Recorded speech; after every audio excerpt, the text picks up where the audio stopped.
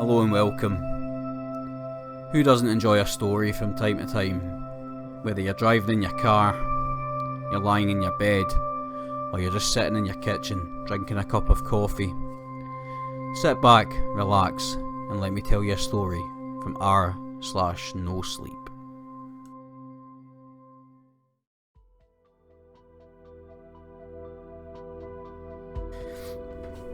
My husband's things started to disappear from our house 3 years after his death. 12 years ago, my husband Carson, wedded to me just 1 month prior, left for a business trip. He would never return. His plane broke apart mid-flight, so fast that no one even had time to put on their seatbelt. Almost all of the passengers were ejected and fell along with the debris over miles of woodland. There were no survivors. My husband's body was recovered and sent back to me. It was strongly recommended by several people that I refrain from seeing it. Like most of the other bodies, it had fallen from above the cloud layer, but he was more damaged than the others because he'd landed on rocks next to a creek. He was buried in a closed casket, and I was given the wedding ring that was somehow still clinging to his finger when they found the body. Just writing those 2 paragraphs took a lot out of me. I had to take a break, and I'm writing this 3 days later. I'm an extremely sentimental person, the kind who cherishes good memories and consequently is haunted by them. And I loved Carson more than anyone or anything. I attempted suicide 2 months after his death, and I came very close to trying again 3 months later. 1 year later, I'm still struggling with it constantly. Some small things would trigger a memory and bawl my eyes out. On 2 occasions that happened while I was surrounded by people. It didn't help that my sentimentality kept me from putting away his things. All of his belongings were left the way he'd left them. I couldn't bring myself to move them, or much worse, get rid of them. The former felt like acceptance and the latter like an insult. It took me 2 years to be able to put a good number of his things in the attic, and I only did so after my friend Ellie spent 1 hour trying to convince me. But his other things were left untouched. The book he'd been reading before he left, still earmarked on his bedside table, never to be finished. His clothes in his side of the closet, his toothbrush next to mine, his video game console under the TV in the living room, his umbrella next to my own, hanging from the wall near the front door, his laptop on his office desk. I wanted to look at his contents many times, just so I could have more of him. If that makes sense, but in respect for his privacy I didn't, nor will I ever. I often dreamt of the last time I saw him. In the dreams we kissed, exchanged loving words, said our goodbye in a way that offered some degree of closure. In real life he'd left in a hurry, late for his flight, and we blew each other brief kisses as he jogged towards the car ride he'd requested, wheeling his luggage behind him. We didn't so much as lock eyes. Business trips weren't unusual, and this one was supposed to be quick. He would have been back in 2 days.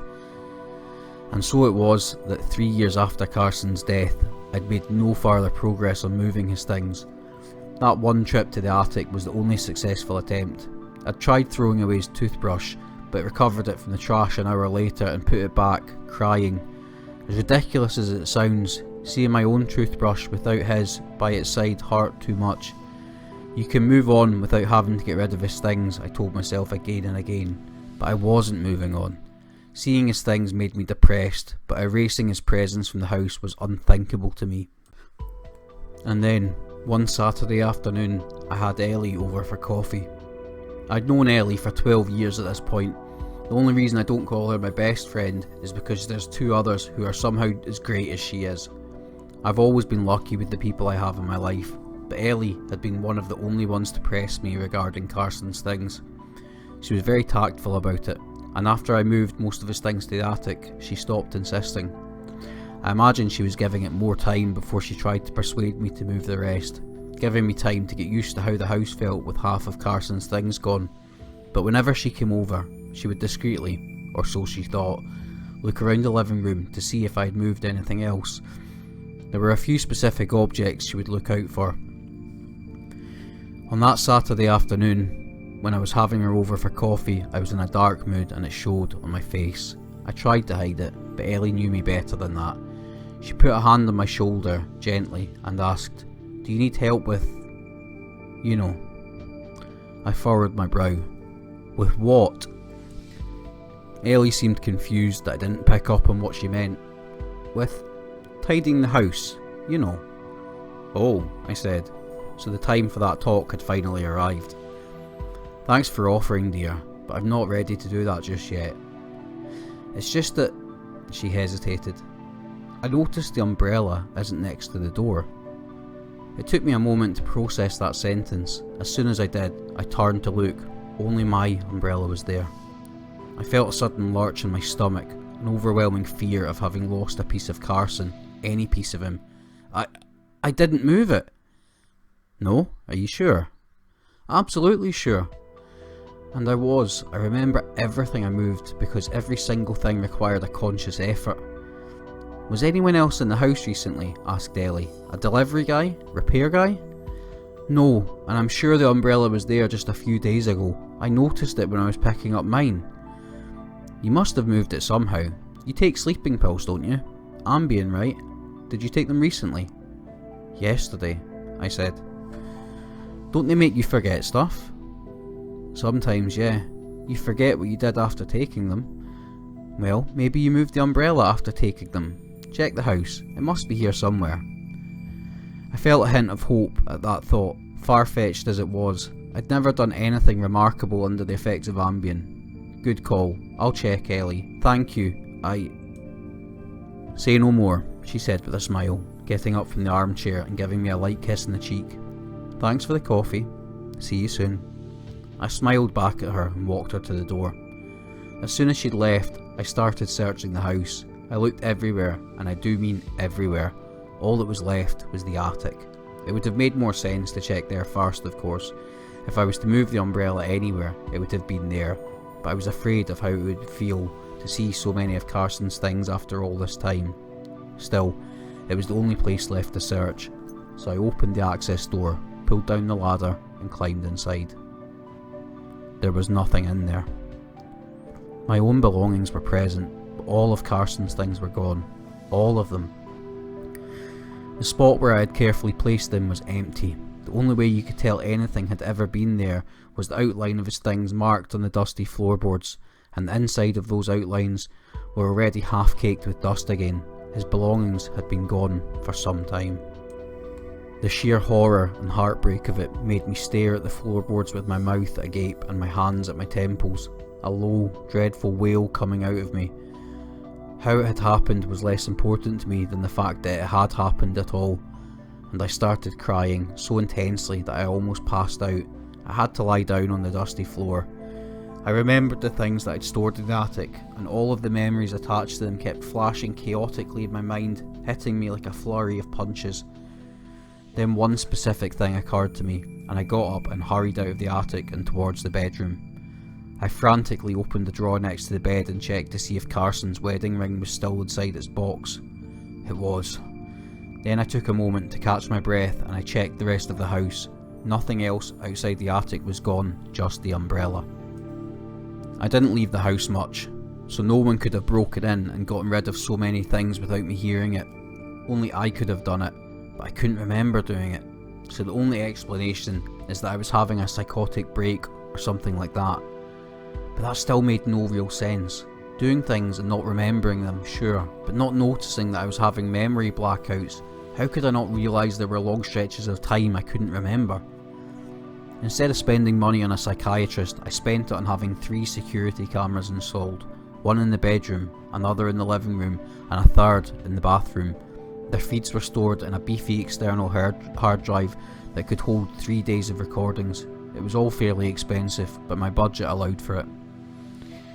For the next 2 days, nothing out of the ordinary happened. Then, on the third night, when I went to brush my teeth, I noticed Carson's toothbrush was gone. I didn't bother looking for it, I just ran to the computer and started checking the security footage for the previous 24 hours. I searched the footage to find the moment the toothbrush had disappeared, but I couldn't. I went back even further to the previous 48 hours. I knew for a fact that that toothbrush had been there at that time, but it didn't show up. and the recording made it clear that I hadn't moved it. It was as if the toothbrush had never been there. I felt sick. I thought I'd throw up, but I managed to hold it in. When I looked back at the screen, the toothbrush was there. "Oh my god," I remember saying under my breath. "How could I have missed it?" I started fast forwarding the footage to find out when it had disappeared, but it never did. It stayed right where it was all the way to the very last frame of the footage, recorded just a few minutes prior. It was still there. I went to the bathroom. The toothbrush wasn't there. I went back to the computer.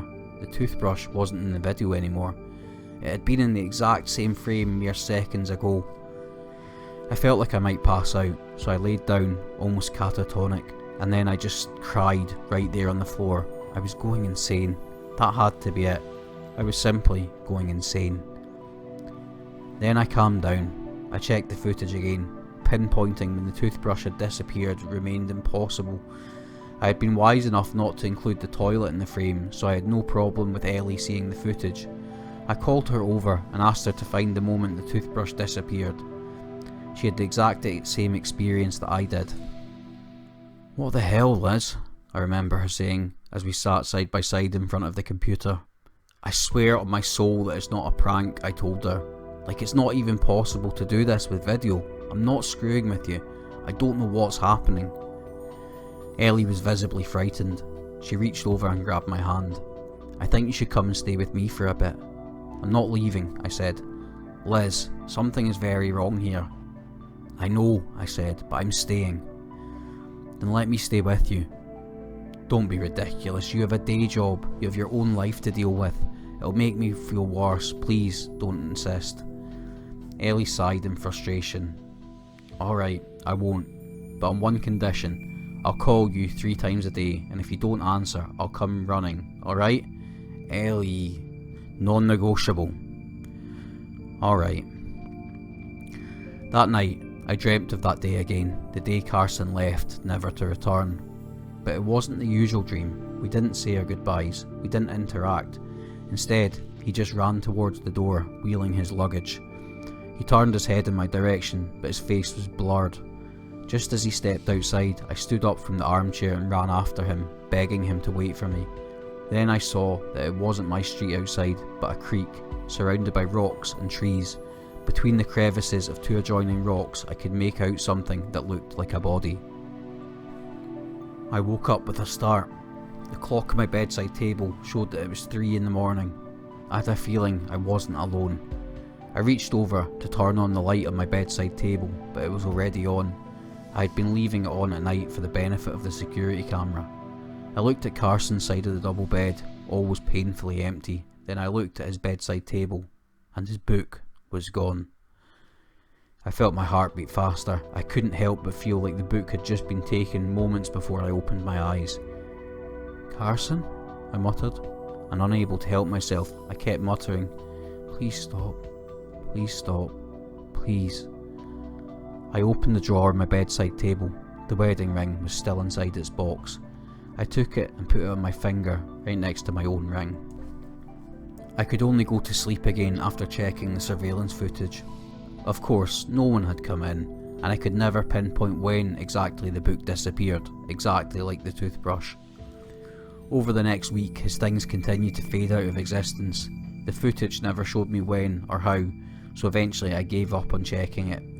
Every single one of his things, no matter what, was being taken from me, from the most meaningful to the most trivial. Ellie would call me 3 times a day as promised, only to hear me relay the same news. I was fine, but his things kept going away. Nothing that we had ever shared, only the things that could be said to be his. The dreams didn't change any further, they just stopped coming altogether. I did have one more, but I couldn't remember it. It faded from my mind in the first seconds of wakefulness. As I struggled to recall its details, all I know is that it existed. Then, a month after the phenomenon had begun, everything was gone except for Carson's wedding ring. I kept wearing it on my finger. I had little hope that this would stop it from disappearing, but I was going to make it as difficult as I could. I had another dreamless night. When I woke up, the ring was gone from my finger. That was it. That was the last piece of Carson. Gone. I had nothing but my memories now, and without his things there to trigger them, they would fade over time. We were never the kind to put photographs around the house or to take pictures of ourselves for social media. There were a few and they still existed, but that was it. There was so little left of him now. So little. Crying, I opened the drawer of my bedside table to see if the box of the wedding ring was still there. It was. Then I noticed that it was closed. I hadn't left it closed. I picked it up and opened it. The ring was inside. It fit snugly into the box, just like the day I bought it. I looked at it for a long time. Then I closed the box and held it to my chest, breathing a sigh of relief. After several minutes, I put it back in the drawer and closed it. Then I laid back down on the bed and cried for Carson. I told him I loved him, just in case he could hear it, and then slowly, gradually, I fell into a peaceful sleep. For the last time, I dreamt of us on the doorstep holding hands and smiling at each other, saying the goodbyes we never said.